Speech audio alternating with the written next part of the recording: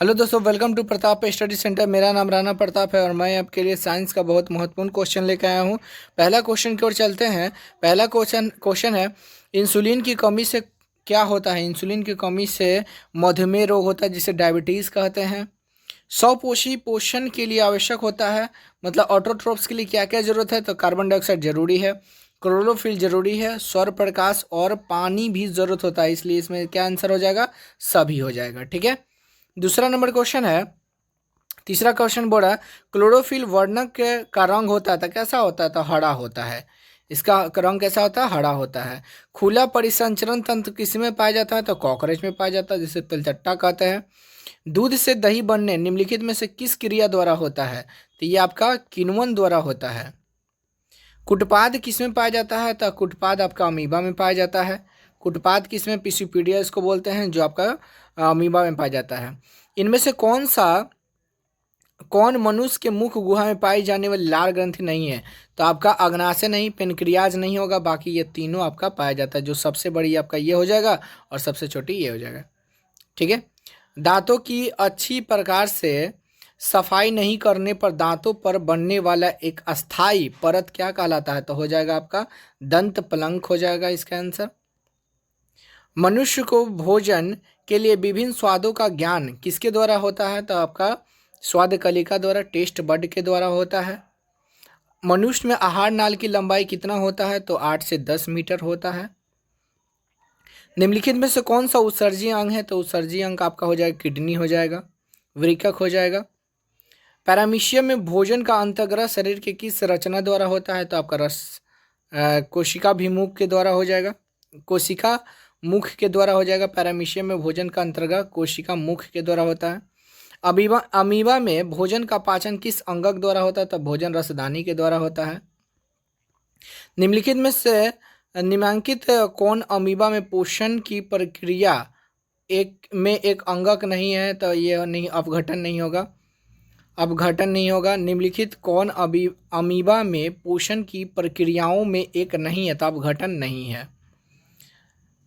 15 number question है, निम्नलिखित किसकी रचना की मदद से अमीबा अपना भोजन ग्रहण करता है? कुटपादों की मदद से अमीबा ये कुटपाद ऐसे ऐसे ऐसे ऐसे फैलाते हैं, इसको कुटपाद कहते हैं। छोटी आंत में भोजन का पाचन पूर्ण पूर्ण होने के बाद क्या कहलाता? तो चाइल कहते हैं, इसको चाइल कहते हैं। इनमें से किस रचना के कारण कोशिका इनमें से किसकी रचना के कारण मुख गुहा से भोजन श्वास नली में नहीं जाता है? तो आपका एपिग्लोटिक्स हो जाएगा। क्वेश्चन आपका, इनमें किस किस रचना के कारण मुख गुहा से भोजन श्वास नली में नहीं जाता है? एपिग्लोटिक्स। 18 नंबर क्वेश्चन है, इनमें से कौन सा आमाशय ग्रंथि या जठर ग्रंथि का भाग नहीं है? तो आपका पित्तवाहिनी नहीं होगा आंसर। नेक्स्ट क्वेश्चन है, मनुष्य में पाचन की क्रिया प्रारंभ होता है? तो मुख गुहा से प्रारंभ होता है, मुंह से प्रारंभ होता है। कौन सा औशोषी अंग है? तो औशोषी अंग हो जाएगा आपको अपेंडिक्स हो जाएगा औशोषी अंग। फिर आया क्वेश्चन है, इनमें से कौन सा मनुष्य की छोटी आंत का भाग नहीं है? तो आपका देखिए कोलन नहीं होगा, बड़ी आंत का कोलन भाग होता है, बाकी ड्यूडेनम, जेजुनम, इलम ये तीनों छोटी आंत का भाग होता है। इनमें से क्या जठर रस में मौजूद नहीं होता है? तो जठर रस में आपका पीत नहीं होता है। यकृत से पित्ताशय निकलता है और पीत में यकृत से पीत निकलता है और पित्ताशय में जाके पीत जमा हो जाता है। ग्रहणी भाग है, तो ग्रहणी किसका भाग हो जाएगा? तो ये आपका ग्रहणी भाग हो जाएगा। ग्रहणी आपको किसका भाग हो जाएगा? तो छोटी आंत का भाग हो जाएगा। ग्रहणी किसका भाग है? तो आपका छोटी आंत का हो जाएगा। इनमें से किस छिद्र के द्वारा ग्रस नली से जुड़ता है? तो हो जाएगा आपका मल द्वार हो जाएगा, इसका मल द्वार हो जाएगा। प्रकाश संश्लेषण प्रक्रम में निम्नलिखित में कौन इनमें से किस छिद्र के द्वारा ग्रास नल से जुड़ता है? तो मल द्वार हो जाएगा आपका आंसर। क्या हो जाएगा? मल द्वार हो जाएगा। फिर आपका क्वेश्चन है, प्रकाश संश्लेषण प्रक्रम में निम्नलिखित में क्या नहीं होता है? तो ये आपका कार्बन डाइऑक्साइड मुक्त नहीं होता है। प्रकाश संश्लेषण के द्वारा कार्बन डाइऑक्साइड मुक्त नहीं होता, बल्कि इंटेल होता है, वो ग्रहण करता है पौधा। वायुमंडल में कार्बन डाइऑक्साइड की मात्रा कितनी है, तो आपका हो जाएगा 0.03%, यहाँ पे 2 होगा, ठीक है। कार्बन डाइऑक्साइड की मात्रा वायुमंडल में कितना है, 0.03% हो जाएगा इसका आंसर। नाइट्रोजन की बात किया जाए तो 78% होता है, ऑक्सीजन की बात किया जाए तो 21% होता है, ठीक है, और कार्बन डाइऑक्साइड 0.03% हो जाएगा, ठीक है।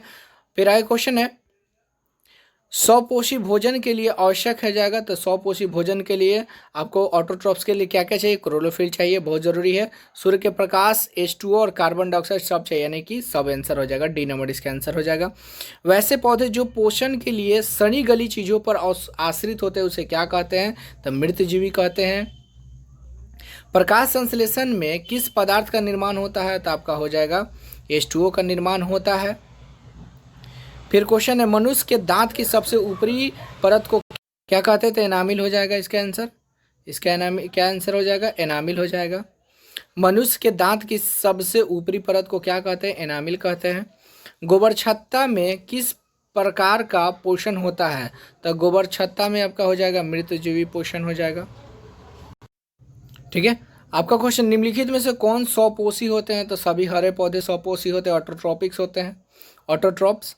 मनुष्य की ट्रैकिया की लंबाई कितना होता है, लगभग 25 सेंटीमीटर तक होता है। फिर आपका क्वेश्चन है, नासिक वेशम की दीवार जो टेढ़ी मेढ़ी घुमावदार प्लेट की तरह होती है उसे क्या कहते हैं, तो उसका आंसर क्या हो जाएगा, कांची हो जाएगा, ठीक है। तो आप क्वेश्चन को पूरी तरह से रिवीजन करें, मैं और भी वीडियो को आगे लेकर आऊँगा, ठीक है। तब तक के लिए नमस्कार।